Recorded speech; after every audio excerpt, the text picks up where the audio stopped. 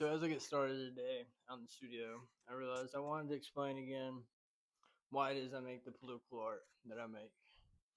My life is very privileged now, thankfully, but it certainly hasn't always been. Rough childhood, military service, addiction, incarceration. The first 30 years of my life wasn't great. The last 7 have been amazing.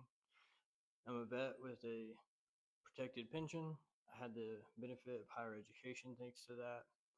And I already have a prison record, so you can't threaten me with that either. Um, I have this privilege now that I make art and I have these things to say, and people listen because I'm a white male in America.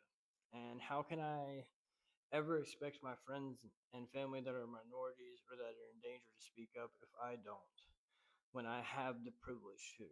And if you don't use your privilege to do the same, I will think less of you. And that's why I make the political art I make.